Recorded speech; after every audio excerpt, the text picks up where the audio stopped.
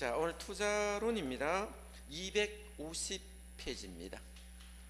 좀 투자론 원래 부동산 학개론 중 가장 어려운 단원이에요. 요 부분 진행하면 좀 쉬워지기 때문에 여기는 출제 빈도가 좀 높아요. 7문제 투자 파트는 온다 했죠. 그래서 잘 하셔야 됩니다. 수험생들이 여기를 많이 제끼고 이러면 안 됩니다. 그래서 여기는 점수가 많이 놓은 파트이기 때문에 봐둬야 돼요. 자, 우선 전문주에 했는 내용을 이제 복습한다고 생각하고 보겠습니다. 요구수익률이라는 용어 있었죠? 요구수익률. 누가 요구합니까? 예? 투자자가 요구하는 수익률입니다. 자, 그럼 이건 투자자가 요구하는 수익률이니까, 사람에 대한 수익률이니까 요거를 다른 말로 기회비용이라 씁니다. 기회비용. 기회비용이란 말은 많이 들어봤을 거로 경제론에서, 그죠? 그래서 사람이 요구하는 수익률인데, 자, 사람이 요구하는 수익률을 크게 나눠보면 무위험률이 있습니다. 무위험률. 우리가 무위험이란 것은 위험이 있다는 거예요, 없다는 것 같아요? 위험이 없는 상태를 무위험률이라 씁니다. 그래서 위험이 없는 상태를 무위험률, 위험이 있는 상태를 체계적 위험이라 쓰겠습니다. 그러면 위험의 종류가 두 가지 종류가 있어요. 위험이 없는 상태와 위험이 있는 상태로 나눠 보겠습니다. 위험이 있는 상태를 우리가 위험이 있으면 이거 플러스를 우리가 할증일까요, 할인일까요? 할증이 되겠죠. 마이너스는 할인이 되는 겁니다. 그래서 위험이 존재하면 이걸 할증된다. 그러면 할증되는 프로테지가 있겠죠. 이걸 할증률이 있고요. 자, 우리가 돈가치 떨어진다 했죠. 자, 돈가치 떨어지는 걸 뭐라 본다? 인플레이션이라 쓴다. 그래서 예상 인플레이션이라 씁니다. 그래서 여기 예상되는 인플레이션. 자, 인플레이션 있겠죠. 예상되는 인플레이션이 됩니다.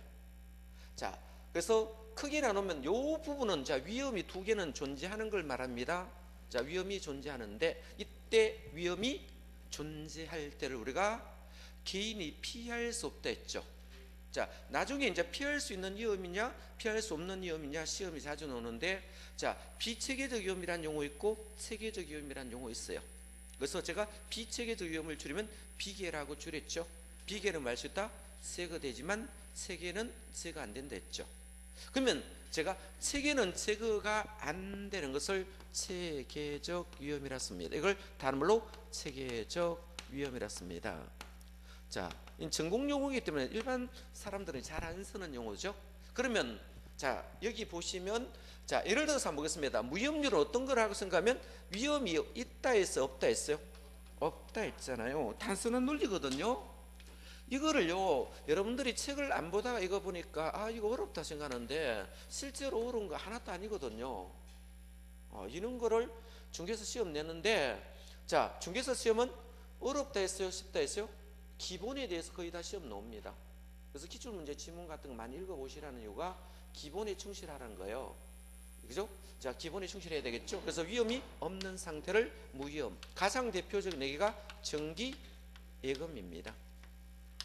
예금은 우리가 시간만 흐르면 돈 받아요, 안 받아요?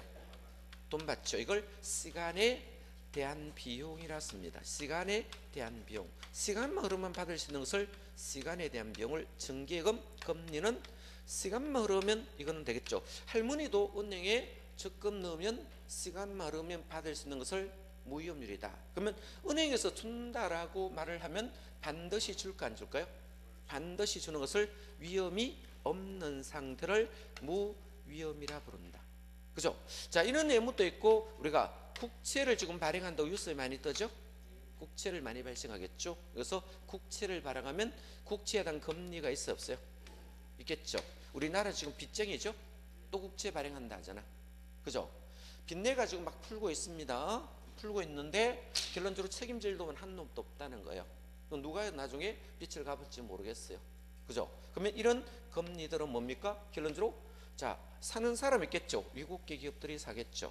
사면 결론적으로 이런 것은 시간만 흐르면 무조건 발생하는 것을 우리가 위험이 없는 상태를 우리가 무위험률이라 씁니다. 자, 이걸 무위험률이라 쓰고, 자, 그러면 위험이 존재할 수 있습니까? 제가 개인이 피할 수 없는 상태가 됐죠. 자, 제가 피할 수 없다 또는 제거할 수 없대요. 자, 위험을 제거할 수 있습니까? 없습니까? 제거할 수 없다. 다른 말로 피할 수 없습니다. 피할 수 없는 위험이겠죠? 없는 위험. 이런 세금 부분은 개인이 뭐 국가에서 내락하면 내야죠. 그죠? 국가에서 내락하면 되겠죠. 공산주의는 안 내면 자부족이죠. 민주주의는 그렇게는 못하겠지만 강제성이 굉장히 강합니다. 그래서 엄청 강제성이 강하기 때문에 피할 수 없는 위험 되겠죠. 이런 것을 우리가 다른 말로 체계적 위험이라 썼습니다. 이걸 체계적 위험이라고 부릅니다. 자, 그럼 체계적 위험은 개인이 피할 수 없는 상태를 체계적 위험인데, 이건 위험에 대한 비용이라 씁니까? 이걸 위험에 대한 비용이라 씁니다. 위험에 대한 비용 이렇게 표현합니다. 자, 그러면 시간에 대한 비용과 위험에 대한 비용을 모두 갖고 있는 것을 요구 수익률이라 씁니다. 자, 그러면 갑이라는 사람이 어떤 곳에 투자를 했을 때 요구되는 수익률이 있겠죠. 자, 그러면 만약에 부동산에 투자했을 때 정기예금 금리보다는 위험이 많아요, 적어요? 그 부동산이 많죠. 그죠? 그러면 어떻게 했습니까? 금리보다 많음으로 인해서 많은 수익을 요구할까요? 당연히 요구하는 수익도 커져 가게 될 것입니다. 자, 그러면 여기서 위험이 증가된다면, 자, 위험이 증가된다면 요구되는 수익도 증가될까요? 네, 증가된다. 이거를 우리가 비례관계라 불러요. 비례. 특별한 용어도 아닙니다. 자, 여러분 머리 나쁜 거하고 아무 관계 없습니다. 머리 나쁜 사람 한 명도 없습니다. 그죠? 자, 머리와는 아무런 관계 없습니다. 중개사 시험 70살 넘어도 합격하는 이 시험이 이 중개사 시험이고요. 대부분 주부들이 다 이거를 합격하는 게 중개사 시험인데, 그죠? 보편적 타당적으로 다 합격할 수 있는 시험이 중개사 시험이에요. 자, 노력이 많이 가미돼야 되겠죠. 그래서 위험이 증가되면 수익도 증가한다. 자, 위험이 줄어들면 어떻게 될까요? 수익도 줄어들까요? 약분되는 것을 우리가 상쇄관계라 쓴다. 이걸 뭐다? 상쇄관계. 자, 위험과 수익은 비례관계라고 쓰든 상쇄관계라 쓰든 똑같은 용어가 됩니다. 그래서 위험과 수익은 비례관계, 위험과 수익은 상쇄관계라 씁니다. 한번 읽어드리겠습니다. 일반적으로란 말을 씁니다. 일반적으로 위험과 수익은 비례관계에 있다. 자, 그러면 위험과 수익은 비례관계다. 자, 여기서 한번 보겠습니다. 위험률이 5%입니다. 5%. 위험 할증률이 5%면 요수익률이 몇 프로? 10% 이 말이에요. 그죠? 자, 이거는 산수 시간에 이런 거 정도는 배웠을 겁니다. 그죠? 초등학교 3학년 되면 이런 거는 이제 이해할 수 있겠죠. 그죠? 그러면 위험이 증가하면 수익도 증가한다. 자, 위험이 줄어들면 수익도 줄어들겠죠. 그죠? 그러면 만약에 위험 할증률이 3%면 합치면 8% 요구 수익률이 된다. 그래서 위험과 수익은 무슨 관계다? 비례관계. 다른 말로 상쇄관계라 부르며, 모든 위험과 비례 있는 것이 아니고 뭐하고? 체계적 위험과 수익은 비례관계가 성립한다 라고 썼습니다. 되겠죠? 그래서 자, 위험이 크면 클수록 요구하는 수익도 커진다. 위험과 수익과 이 같은 관계를 무슨 관계로 한다? 상쇄관계, 비례관계라고 씁니다. 자, 그렇죠?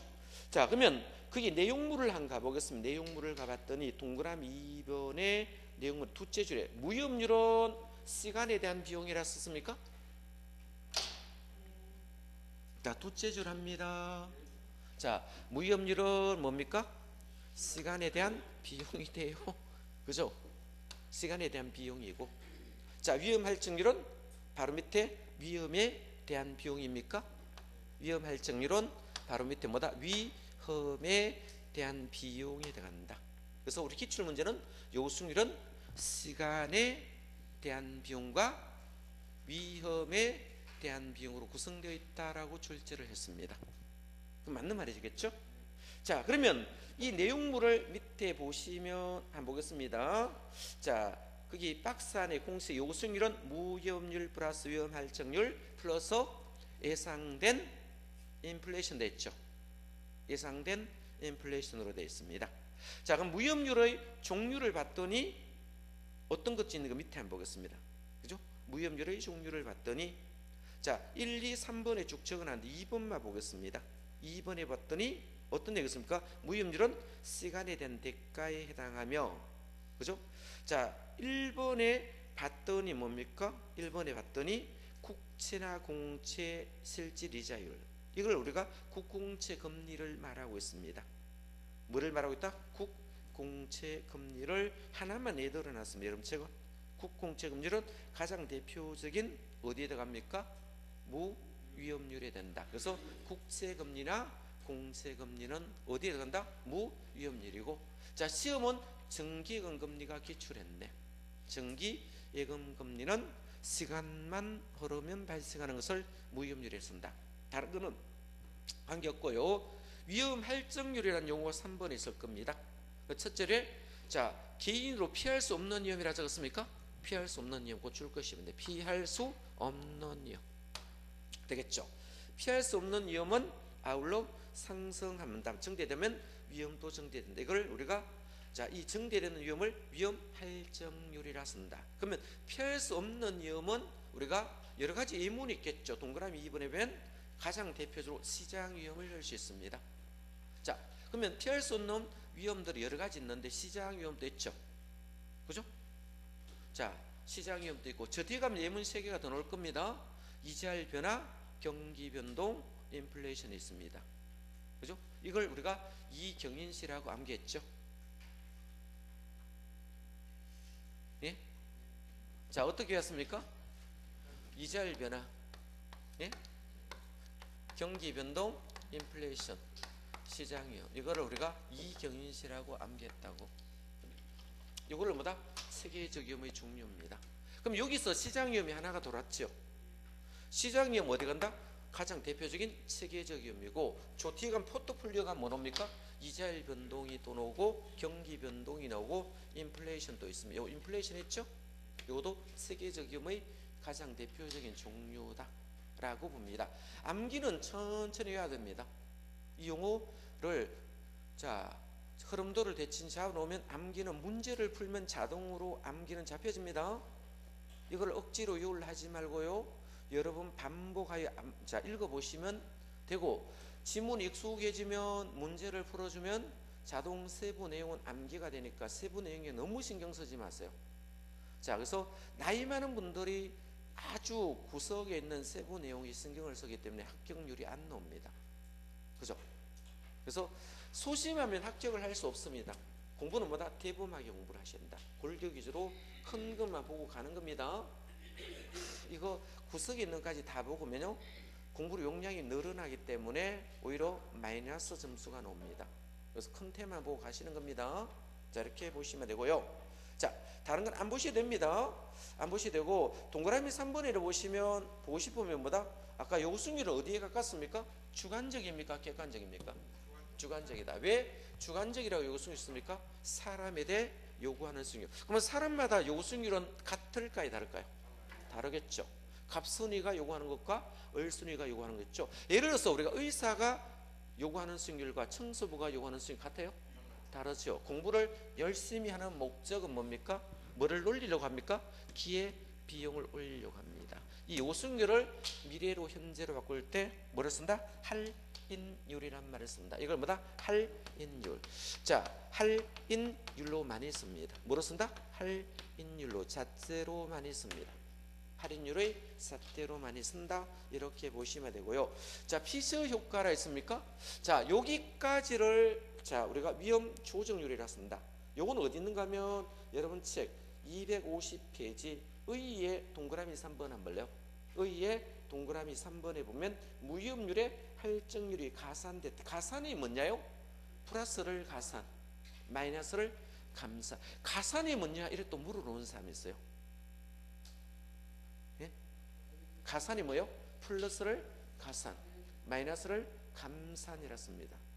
이 가산이란 말은 자, 우리 산수 시간에 쓰는 용어들인데 여기 갖다 잡아내놨어요. 그죠?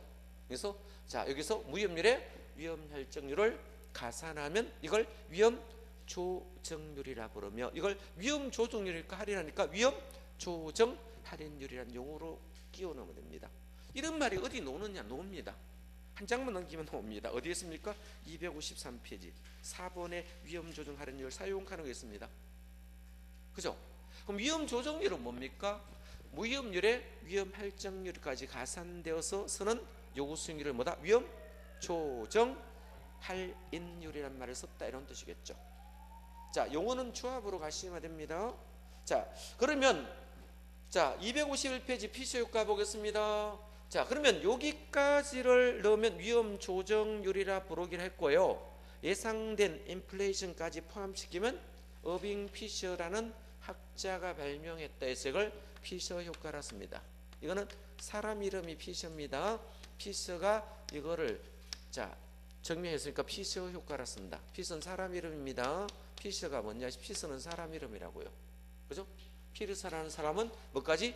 앞으로 발생하는 예상된 인플레이션까지를 요구 수익률에 반영한다면 이걸 피셔 효과라 부르겠다, 이런 뜻입니다. 자, 우리 스마트폰에 피셔 쳐보시면 유명한 경제학자입니다.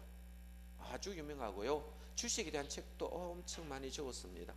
피셔 수익률 굉장히 많이 적었고, 뭐 투자를 하시려면 경제에 대한 지식들을 공부를 많이 하셔야 돼요. 그죠? 이제 워렌 버핏도 유명하지만 워렌 버핏 책 보면 이제 무슨 소리인지 잘 모르게 적어놨어요. 엄청 복잡하게 적어놨어요. 우리 중개사 공부는 그저 잽도 안 됩니다. 워렌 버핏 책 보면 국내에 보면 번역판 이마에 두꺼운 거 지금 돌아다니고 있는데 제가 읽어봐도 굉장히 복잡하게 적어놨고, 그죠? 번역을 잘못해서 그런 건지, 그죠? 그 번역판이 책이 좀 이상한 것 같더라고요. 읽어봐도요. 지만으로 먹게 적어놓은 것 같아요. 그죠?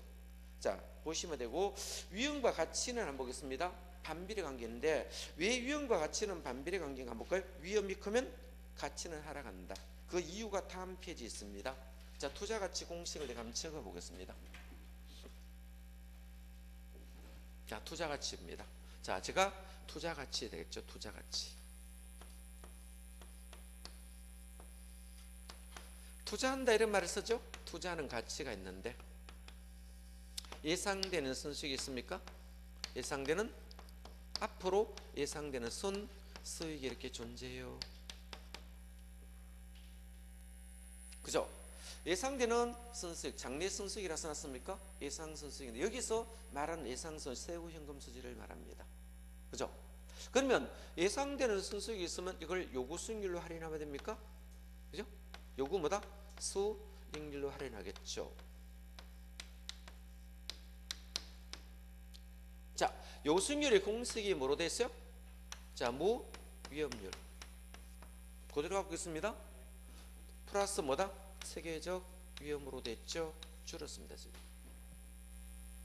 자, 그러면 자, 이 요구 수익률하고 가치는 비례입니까? 반비례입니까? 반비례죠. 자, 그러면 위험이 증가된다면 수익도 증가됩니까? 이건 아까 무슨 관계다? 비례관계였어요. 자, 그러면 위험이 증가되면 가치는 떨어질까 안 떨어질까요? 이걸 우리가 적어내는 거예요. 위험과 가치는 어떤 관계다? 반비례관계다. 자, 위험이 증가된다면 요구 수익률이 증가되므로 많이 디스카운트 되겠죠. 디스카운트가 뭐예요? 할인됩니다. 되겠습니까? 할인된다. 디스카운트가 많이 된다는 것은 할인이 많이 된다는 거예요? 적게 된다는 거예요? 할인이 많이 되겠죠? 자, 그러면 할인율이 높아 디스카운트가 많이 되니까 자, 부동산 투자 가치도 떨어집니다. 그래서 위험과 가치는 반비례 관계에 있다. 제가 한번 읽어드리겠습니다. 쭉 한번 읽어볼게요. 자, 그죠? 그래서 251페이지 하단부터 읽어보겠습니다. 부동산으로부터 일정한 수익이 예상될 경우 위험이 클수록 가치는 하락합니까? 위험이 클수록 가치는 하락한다. 뭐 별것 아니죠? 자, 위험과 수익은 무슨 관계? 비례 관계. 위험과 가치는 반비례 관계. 요구 수익률과 투자 가치도 반비례 관계입니다. 자, 그래서 다음 페이지. 위험과 수익은 비례관계 있습니까? 위험과 수익은 비례관계. 다음 페이지입니다. 성립하며 위험과 가치는 반비례관계가 성립한다. 이해됐습니까? 위험과 수익은 비례관계, 위험과 가치는 반비례관계라고 적어놨네요. 자, 그러면 투자 가치가 있고 시장 가치가 있는데, 투자 가치와 시장 가치는 어떤 차이점이면, 투자 가치는 주관적 가치입니까? 요거는 왜 주관적 가치라고 적어놨을까요? 요구수익률이 주관적으로 할인했기 때문에 투자 가치도 무슨 가치? 주관적 가치가 됩니다.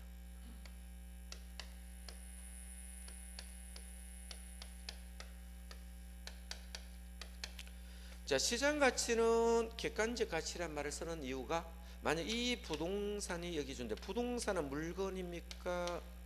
사람입니까? 물건이죠. 물건은 주체입니까? 객체입니까? 객체가 되겠죠. 이 물건을 자, 어떤 사람이 시장에서 매매했습니다. 자, 매매하면 매매 가치가 있습니까? 자, 이 매매를 1억에 매매됐다면 이 매매 가치를 우리가 시장 가치라 씁니다. 시장 가치. 이걸 다름으로 교환 가치라 부르게 한다.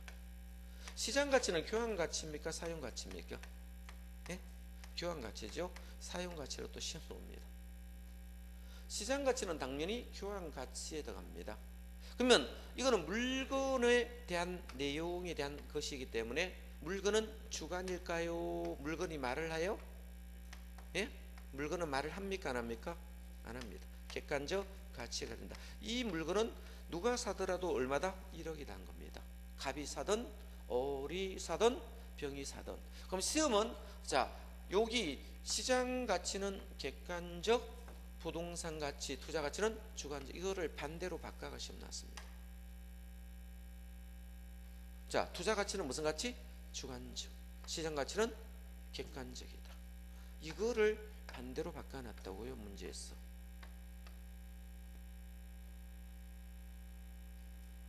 뭐 그것만 정리하시면 될 것 같습니다. 공식은 뭐 암기하는데 암기할 것도 별로 없어요. 그죠?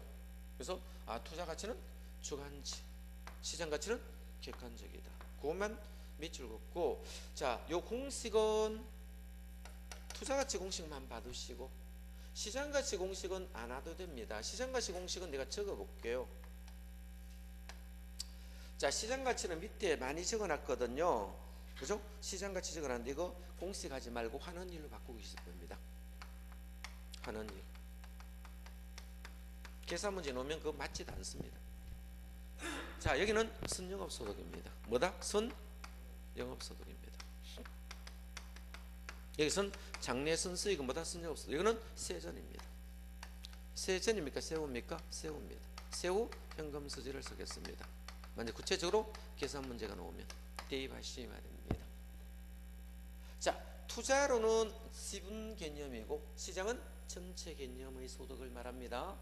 같은 선수익이란 말을 쓰더라도 여기서 말하는 선수익과 여기서 말하는 선수익은 개념이 다릅니다.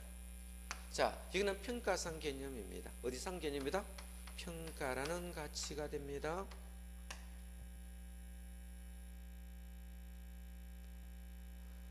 그래서 책대로 암기를 하시면 뭡니까? 시험에 수험서대로 하면 암기하신 분은 다 떨어지도록 만들어 놨습니다. 구조상으로.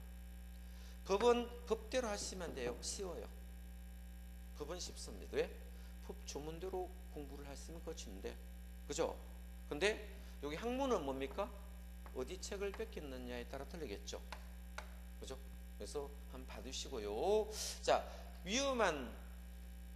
위험의 관리 기법이라 쓰는데, 그 위험한 투자를 제외시키는 방법 한번 보겠습니다. 밑으로 가보겠습니다. 위험한 투자를 제외시키는, 그 위에 올라가는 거 뭐예요? 박사님 가보겠습니다. 투자 가치가 시장 가치부터 하면 투자합니다. 투자 가치보다 시장 가치가 크면 투자하지 않습니다. 이건 그냥 참고로 보시고요. 자, 위험한 투자를 제외시키는 방법이 있어요. 읽어볼래요? 위험한 투자를 제외시키는 방법. 자, 위험을 아예 뭐 했대요? 제외시켜 버렸대요. 자, 위험한 투자를 제외시키는 방법이라고 적어놨죠. 자, 그래서 동그라미 1번과 2번을 적어놨어요.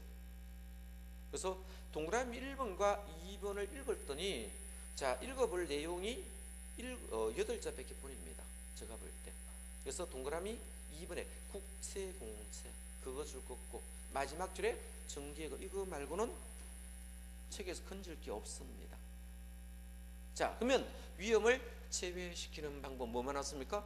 국채나 공채금리나 정기예금금리를 위험을 제외시키는 방법이다. 이걸 가장 안전한 곳에 투자하시는 방법이다 라고 썼습니다. 자, 위험 증가하는 방법이라 했습니까? 증가는 어떤 것을 증가하는 거면 상대방에 이전되는 것을 증가하였습니다.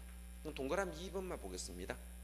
자, 부동산 투자자가 장기 임대차 계약을 맺을 때 물가 상승률만큼 임대를 인상하면 임대인이 임차인에게 임료를 증가했어요, 안 했어요? 이걸 증가라 씁니다.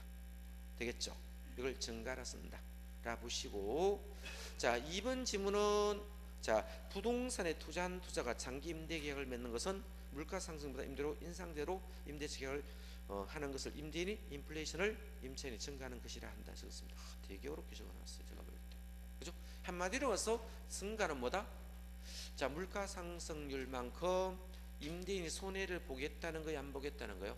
안 보겠다는 거죠. 돈가치 떨어지는 만큼을 임료로 올려버리겠다 이 뜻이거든요. 자, 그 밑에 거 한번 보겠습니다. 보수적 예측 방법이 있습니다. 보수적 예측 한번 보겠습니다. 간단히 보겠습니다. 책 읽어볼 거는 별로 없습니다. 보수적이란 것은 제가 이렇게 한번 기대의 승률이 있습니다.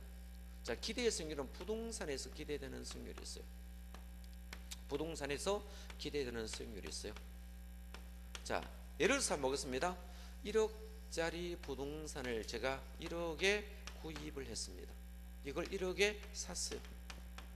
시장 가치가 1억입니다. 1억을 샀는데 이것이 뭐다?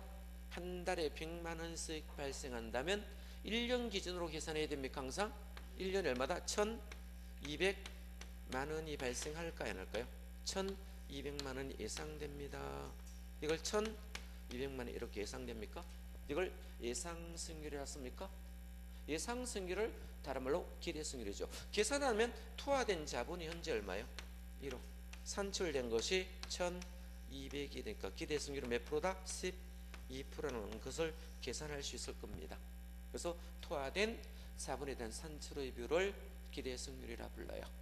자, 요 기대 승률이 있습니다. 이 기대 승률이 있는데 이 종류를 한 나눠봤더니 최고로 기대 승률이 있습니까? 최고로, 자, 기대는 승률이죠. 최고 추계치겠습니까? 이거 최대 추계치.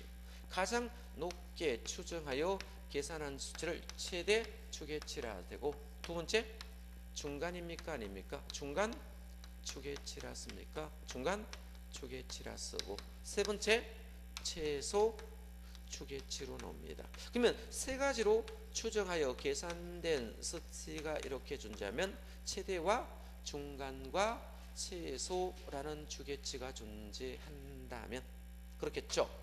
만약에 이 부동산을 투자했을 때 최대한 추계치가 12%라 가정하고 중간이 11% 보고 최소 10%라고 가정한다면, 세 가지 추계치가 있다면, 자, 보수적 예측 방법은, 이 보수적 예측 방법이 있습니까? 보수적 예측하는 방법은, 자, 판단을 뭐다? 최소 추계치를 판단 기준으로 쓴다 이런 뜻입니까? 이걸 보수적 예측 방법이라 씁니다. 만약에 투자의 판단은 기대와 요구만으로 판단했습니까? 예? 기대 승률이 최대와 중간과 최소가 있다면 투자자가 내가 요구하는 수익률이, 제가 요구하는 수익률이 10.5%라면 이거 사겠어요, 안 하겠어요? 예? 안 사겠죠.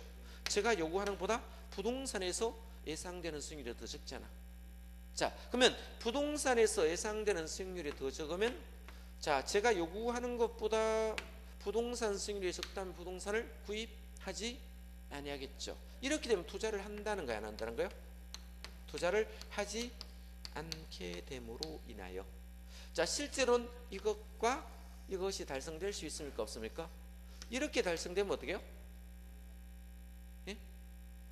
실제로 최소로 판단으로 하여 투자를 선택했기 때문에 중간과 최대가 달성할 가능성도 있겠죠. 이렇게 되면 이거가 되었을 때는 투자했으면 돈 벌 수 있습니까? 자, 이거의 부의 극대화를 말 수 있다? 포기하게 되겠죠. 아예 투자 안 했으니까 이거 될 가능성도 있잖아요.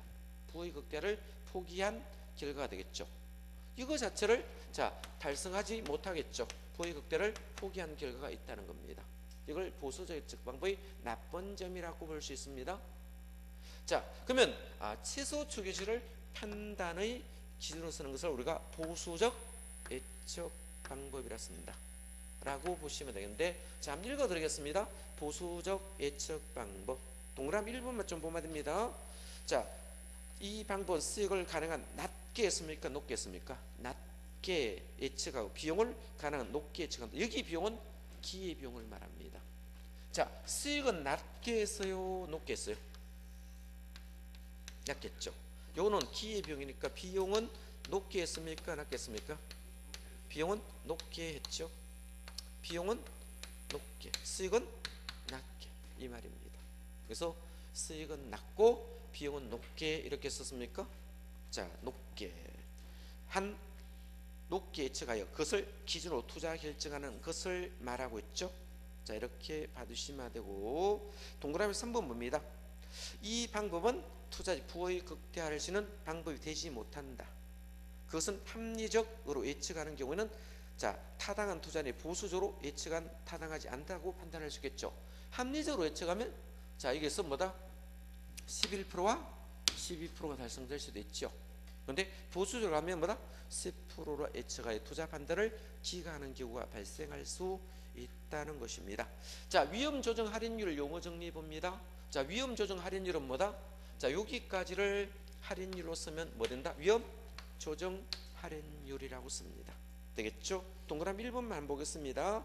자, 미래 예상되는 수익의 현재 가치로 할 때 위험이 클수록, 여기 크죠? 위험이 클수록 높은 할인율로 적용한 방법입니까? 우리 시험 어떻게 났습니까? 위험이 클수록 낮은 할인율을 쓴다고 시험 나왔습니다. 위험이 크면 뭐다? 높은 할인율을 쓴다. 이걸 위험 조정 할인율이라 씁니다. 나머지는 안 읽어보셔도 됩니다. 크게 중요하지 않고요. 자, 민감도 분석이라 씁니다. 민감도 분석.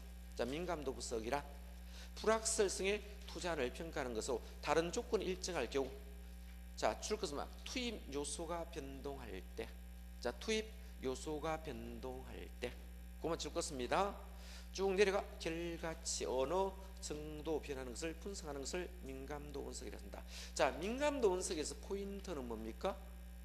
투입 요소가 변함에 따라. 그럼 투입 요소 내용에 임대료 있습니까? 임대료 있죠. 자, 임대료 있습니다. 임대료를 가지고 변수로 나왔습니다. 어쩌고 저쩌고 많이 있는데, 자, 보겠습니다. 자, 쭉 많이 적어놨거든요. 안 읽어봐도 관계없고요. 자, 1번 봅니다. 제가 요거 치우고 보겠습니다. 투입 요소가 변함에 따라. 뭐가 변한대요? 투입 요소가 변함에 따라. 자, 투입 요소. 자, 여기 임대료 있습니다. 임대료.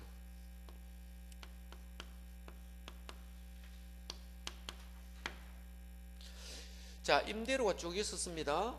임대료가 예를 들어서요, 여기에 100만 원 임대료를 받았습니다. 여기 100만 원 임대료를 받았어요. 그죠? 100만 원 내용을 봤더니 여기에 그죠?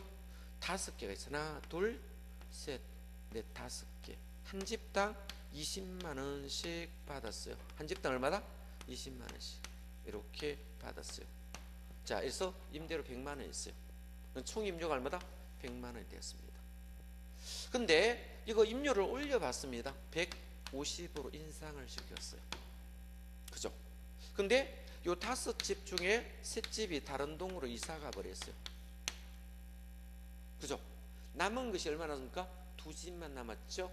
그러면 두 집만 남았으니까 여기는 나중에 세금 떼고 어찌고저찌 한 80만 원 정도 들어왔어요. 세금 떼고 났더니 세후임금 수지가 80 정도 나왔는데, 얘는 하나 보겠습니다. 자, 이거를 임료로 올려봤더니 한 집당 30만 원씩 올라가야 150 나오잖아. 그죠? 그러면 두 집만 남았으니까 뭐다? 60밖에 안 들어오죠? 세금 떼고 나니까 50만 원밖에 안 됐어요. 그럼 결론적으로 뭐다? 처음보다 선정가 늘었어요, 줄었어요? 예? 줄었죠? 플러스입니까, 마이너스입니까? 마이너스입니다. 자, 그럼 마이너스가 됐다는 것은 세입자가 민감해요, 아니에요? 임차인들이? 예? 임차인들이 자, 임료에 대해 민감하다는 거야, 안 하다는 거예요? 민감성이 크다는 것입니다. 민감도가 크다는 것은 위험도 크다는 것입니다. 뭐도 크다? 위험도 크다. 자, 그러면 만약에 이 부동산이 존재했을 때 위치가 뛰어나고 상권이 뛰어난다면, 장사 엄청 되면 임대료 올리도록 그대로 있겠어요, 안 있겠어요? 그대로 있겠죠. 그럼 이런 부동산들은 상권이 뛰어나니까 임대 올리더라도 다른 곳으로 이동해 간다, 안 간다? 안 가겠죠. 만약에 이것이 이사 아무도 안 나고 있으면 전에보다 늘어날 수 있습니까, 임료가? 그죠? 그러면 전에보다 자 늘어날 수도 있습니다. 세금 떼더라도 120만 원 있다면 처음보다 선정가가 늘었어요, 줄었어요? 늘었죠. 그럼 위험해요, 안 해요? 이건 민감합니까, 안 합니까? 민감도가 낮습니다. 자, 민감도가 낮겠죠. 민감도 낮다는 것은 위험도 낮습니까? 이런 것들은 사면 좋아요, 나빠요? 좋겠죠. 민감도 크면 위험도 크겠죠. 이런 것은 안 사는 게 좋아요. 그죠? 자, 요즘처럼 경기 안 좋을 때는 이런 것들은 나가버리면 안 돌아요. 상가는 한번 나가면 기본으로 1년 동안 잘 안 들어옵니다. 그죠? 자, 기본이 1년입니다. 여기 상권 좋은데도 이런 데 나가면 1년간 안 돌아요. 혁신도시는 나갔다 가면 3년간 안 들어옵니다. 그런 데는 사시면 안 됩니다. 상권이 뛰어나도 불경기는 나가면 잘 안 들어온다고. 그래서 요즘 상가 사는 거 주의하셔야 됩니다. 상가도 경기 안 좋을 때는. 상가는 뭐가 많다? 세금 부담이 아주 큽니다. 주택의 6배에서 7배 생각하셔야 됩니다. 세금을, 재산세를 생각할 때. 단순하게 주택 생각하시고 샀으면 큰일 납니다. 세금 부담이 엄청 큽니다. 자, 그래서 이걸 민감도 분석한다. 그죠? 이렇게 말하죠. 그래서 투입 요소가 변함에 따라 결과치에 어떠한 영향을 주느냐라고 보는 겁니다. 그 밑줄 그으시기 바라고. 자, 포트폴리오라는 용어 정리했습니다. 분산 투자의 밑줄 긋습니다. 자, 분산 투자를 통해서 위험을 줄이는 방법을 우리가 포트폴리오라 씁니다. 자, 평균분산 결정법은 자, 평균과 분산을 측정할, 분산이나 표준분자 같습니다.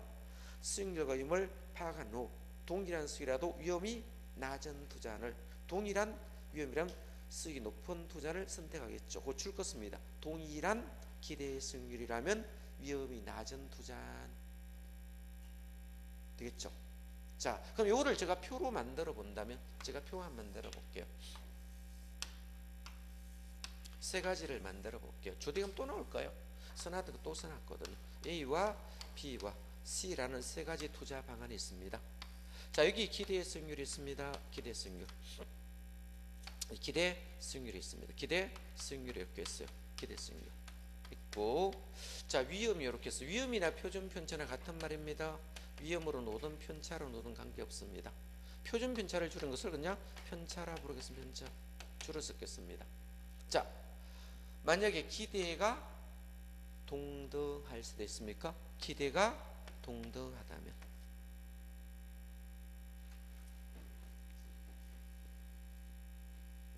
숫자 좀 높였다. 기대가 동등하다면 위험이 큰 쪽입니까? 적은 쪽입니까?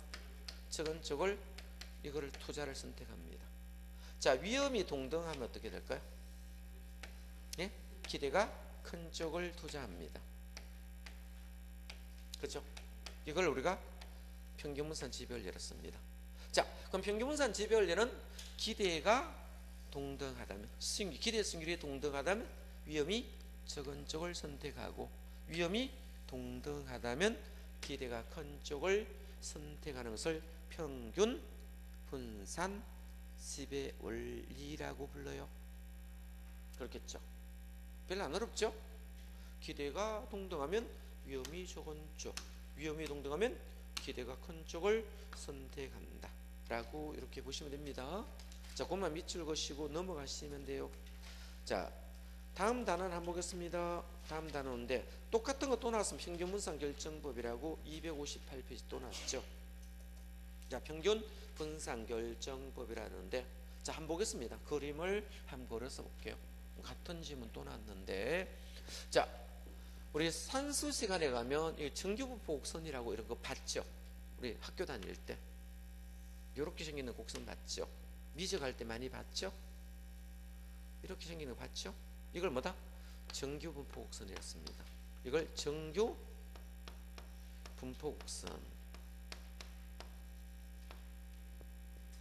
자, 숫자 1은 뭡니까? 전체라는 표시입니다. 마이너스 1과 숫자 플러스 1이 있습니다. 이건 1은 전체라는 표시입니다. 1은 뭐다? 전체. 그죠? 자, 그러면 이 사이에 있는 평균값은 마이너스 1에서 플러스 1로, 자, 2등분하면 제로 나옵니까? 제로 나오겠죠. 평균값이 얼마다? 0이 뜹니다. 이걸 뭐다? 평균값이라 씁니다. 평균이라고 용어를 쓴다 보시면 됩니다. 되겠죠? 자, 평균이 있으면 평균으로부터 멀어지는 것을 우리가 편차라 씁니다. 평균을 다른 말로 표준점이라 써도 됩니다. 표준점 스탠다드 되겠죠? 이걸 스탠다드로 봤을 경우에, 자, 표준점으로 멀어지는 것을 편차라고 불러. 편차. 이걸 편차. 플러스 편차도 있고 마이너스 편차도 있어요. 편차는 플러스 편차와 마이너스 편차로 나눕니까? 자, 그러면 이 그림이 분산되어 있는 것은 자, 플러스도 있고 마이너스 되겠죠. 편차가 몇 개입니까? 2개 되겠죠. 이걸 표준 편차가 2개네. 몇 개입니까? 2개다. 2개를 제곱이라 표현합니다. 자, 그러면 분산은 표준 편차의 제곱으로 보면 이 표준 편차를 다른 말로 뭐라 한다? 위험이라고 불러. 위험. 그죠? 위험이라고 그러죠. 그래서 요즘 나이 들면 성인병 오죠. 몸무게 줄이는 목적이 운동에 의욕별하죠. 왜 몸무게 늘어나면 위험할까요? 성인병 온다 했죠. 그렇잖아. 그죠? 혈관도 잘 안 통하고 고지혈도 생기고 안 좋다고요. 운동에 빼야 돼요. 위험해진다는 거예요. 그죠? 많이 몸이 퍼져야 돼요? 날씬해야 돼요? 날씬해야 돼요. 그죠? 날씬해야 건강하고 좋잖아. 그죠? 뚱뚱하면 편차가 크다는 말을 쓰겠죠? 위험해진다고요. 그죠? 자, 그럼 평균이라는 말이 있습니까? 평균이 있겠죠. 평균은 우리가 기대 수익률로 나타낼 수 있습니다. 이걸 뭐다? 기대 수익률로 나타내는데, 그죠? 이걸 평균할 때 가중평균 한다 했습니까? 계산할 때 가중평균함으로 기대 수익률을 계산하겠죠. 그러면 이 기대 수익률과 이 평균 또는 분산 되겠죠? 요거를 표현한 걸 평균 분산 결정법 또는 평균 분산 지배 원리 같은 말입니다. 평균과 분산을 가지고 지배한다. 그러면 여기서 기대 수익률을 다름으로 평균으로 표현해야 되겠네요. 그죠? 위험을 다름으로 자, 분산이라 해도 됩니다. 자, 위험이나 분산이나 같은 말입니다.